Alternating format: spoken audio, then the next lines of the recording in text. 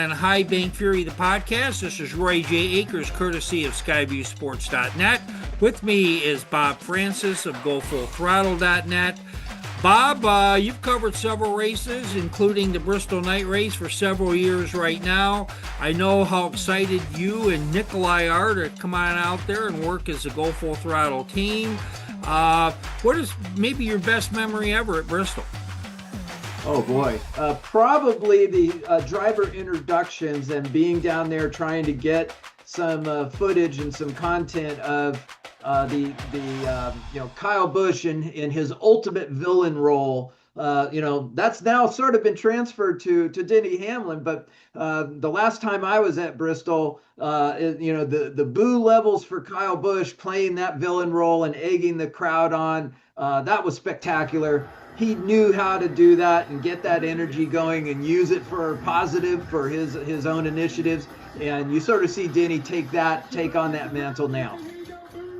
And there you have it with that. We're going to turn our attention. NASCAR, Bob, they constantly are going to be producing films as they have, we're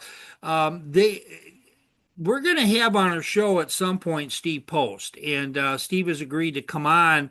And he had a very interesting comment. I don't want to go very deep into it, but he said that NASCAR, back in the old days, the cars were the thing. The cars and the drivers were the thing in NASCAR. It was all part of American culture and Americana, but he believes that the cell phone, this little device right here, has changed everything and has changed how we get our news, how we watch our TV shows, how we stream, how we do all that. And that NASCAR has done a good thing by going ahead and trying to produce some of their own TV content, and it's went over very, very well. People not only want to see somebody turn laps, but they want to see how he interacts with his wife, how he interacts with his fans, how he interacts with his sponsor. They want to kind of get to know that Marlboro man, going on. And with Rising, they took a look at three drivers in this documentary, and I did try, Bob, to find any information at all on the internet on this conversation that we're teasing right now, and on YouTube, and I couldn't get it. But we have Carson Hocevar in the green room right now. And Carson, I understand that you're going to be part of a new documentary called Rising that kind of chronicles three up-and-coming drivers on the circuit. I'm curious on your thoughts on this project and just how your overall racing journey from creating stop motions as a kid to being a cup driver now, and how that's turned into your career and how you feel part about being the documentary. I'm just rambling. Yeah, it's it's ultimately you always want to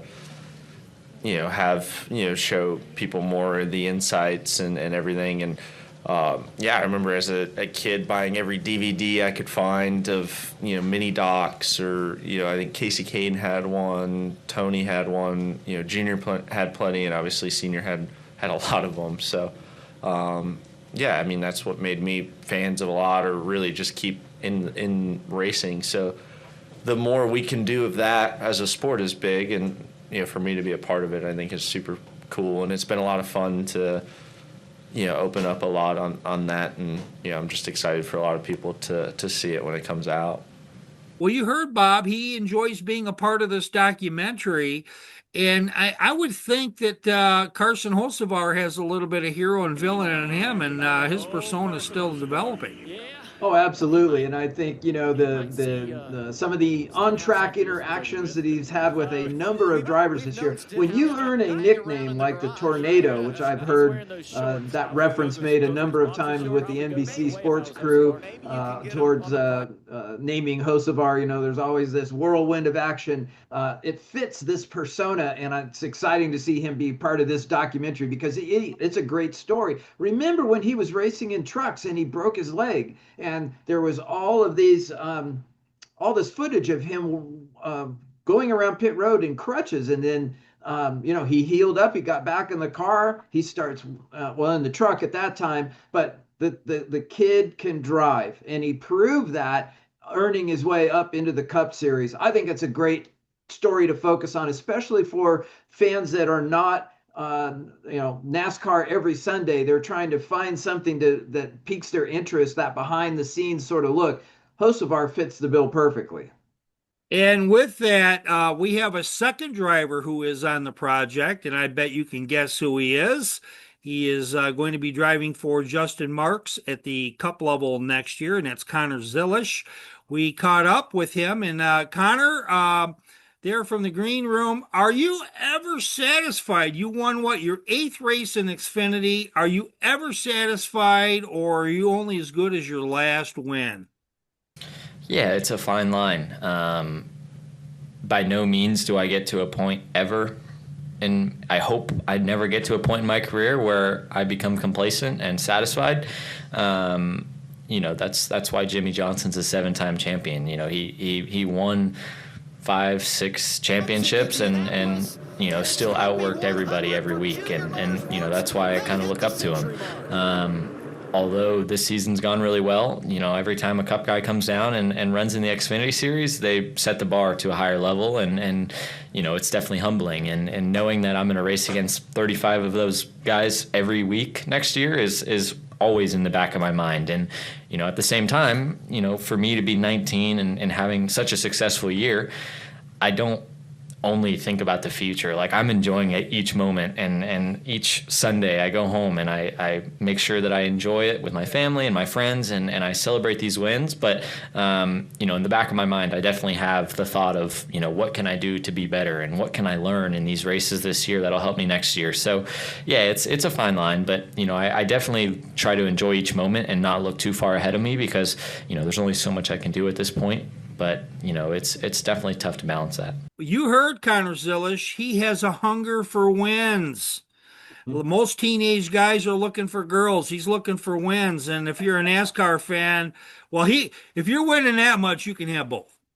That's right. That's right. The maturity of this young driver is just outstanding. Even with some, the spill he took in Victory Lane after winning that race and slipped off the car, nothing rattles this kid. He was back there, got the surgery, got the collarbone fix. He's back in the car to do a start the following week, make sure he didn't hurt the team points wise. 2 weeks later, he's back racing and winning, Roy.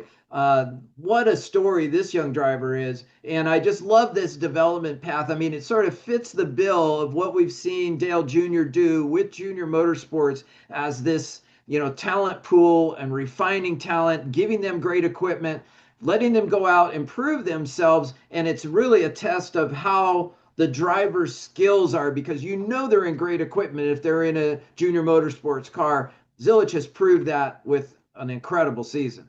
Yeah, he is certainly that. And the thing that I find with Zilisch, if you're looking for a bad boy amongst this group, you're probably going to go with Hocevar. I like Carson Hocevar, but I also understand that he's going to have to figure things out, because if you're stepping on people on the way up, you're going to get stepped on the way down. So when he goes racing for a championship, some of those guys might want to pay him back when he's going for the checkered flag. I don't know. Connor Zilisch does not have that reputation. He has a reputation as a Richie Cunningham type thing. He's sliced bread. Yeah.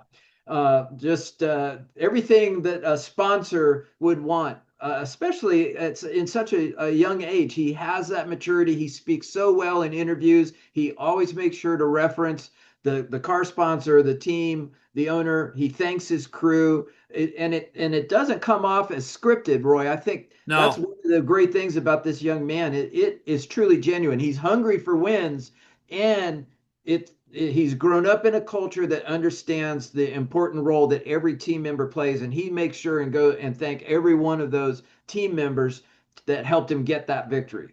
Yeah, I can tell you a few weeks ago at Daytona, when the announcement came, even though he knew he was going to be the driver of that car, it was an open secret, he still cried like a baby He literally for 3 or 4 minutes could not stop crying. He was so happy, and he talked about how he didn't think he was going to get this opportunity, that he was throwing his resume out there, he was knocking on doors, he was smiling, but it still took a couple of people that believed in his talent, who whispered to other people that could do something about it, and that was the difference with Connor. And look at him, he could be a superstar in the sport. And for every time NASCAR loses a Kevin Harvick and a Martin Truex Jr. and all these guys down the line, it seems like there's one or two guys that come up, like Jesse Love, like Carson Hocevar, Connor Zilisch, and we can mention several other names and guys that look like they were going to be the next thing, but they're still trying to be, but they are at the Cup level. When we come back, Austin Cindric is going to be our final guest today, and we ask him about when he felt like he belonged in NASCAR and Cup. And his answer is going to surprise you. At least that's what I'm hearing anyway, so I'll have that for you. This is Roy J. Akers for the High Bank Fury podcast. We are followed multiple times weekly, where we talk to NASCAR drivers, cover stories, and those that shape the sport. This is not just another podcast. We get exclusive content, talk fantasy NASCAR racing, and spill the news before other media outlets drop their take. We are on all podcast channels, the YouTube channel, and can be found on skyviewsports.net. Check out High Bank Fury, the podcast, today. Yeah, that's Oscar, my dog. This is his little plushie, but we sell him at the merch trailer. We got him back in stock. We sold a few more than we thought right off the bat, but supports my foundation for the animal welfare side of things. All the proceeds and profits go back to the foundation for the animal welfare program. So back in stock this weekend. So yeah, if you get a chance to head out to the merch trailer, we got him back for you. On High Bank Fury, the podcast, this is Roy J. Akers. With us, we have Bob Francis of GoFullThrottle.net. And we have talked about all kinds of things. We have previewed Bristol. We took a look at Worldwide Technology. We also had our young guns through Rising. And right now, courtesy of Ford Performance, we have Austin Cindric in Austin. In an interview earlier this week, Dave Moody, who's been on the show multiple times from Turn One Day from MRN Radio, said that Rusty Wallace said that it took his second career win to feel that he belonged in the Cup Series. At what win or what moment did you feel that you had finally proved yourself, Austin? I'd say the next one, whatever the next one is. You know, you're only as good as your last race, and you know, I'm chronically never satisfied with a whole lot else other than winning. You know, and you know, even races where you think I'd be excited after a finish, if I feel like there's still meat left on the bone, I'm usually not. So the expectation for myself and my team is typically high. So really not ever satisfied or comfortable with anything other than success, which often leaves me frustrated and, you know, confused and wanting more. But no, it's definitely a difficult thing, and I feel like this being my fourth year in the series, definitely understanding where I'm at and respect level throughout the field, and understanding how difficult it really is to expect that and to try and just go out and win races like this. Yeah, it's a tough series, but it makes it that much more satisfying to do it. Well, Bob, you heard Austin Cindric. He says he feels like he's not there, that he is still proving himself because you are only as good as your last win.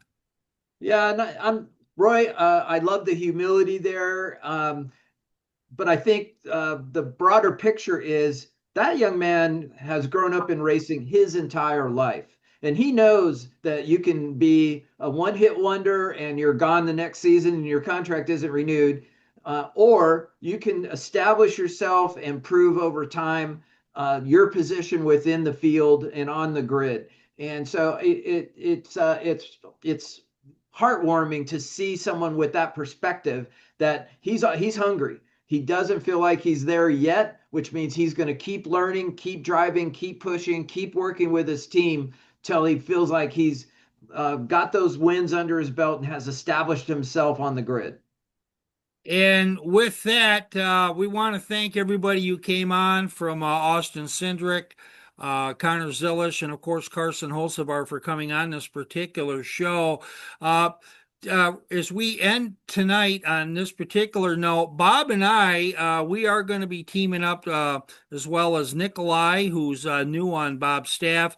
We plan on having, we're going to be getting a lot from the media center, from the track. We are lining up some different interviews in that. I know at one point we're going to have Harrison Burton. We're not going to, I don't think we should roll everything out in one or two shows. I think kind of like let it slide, because I know my next race is Talladega next month. Or is Talladega first or Vegas?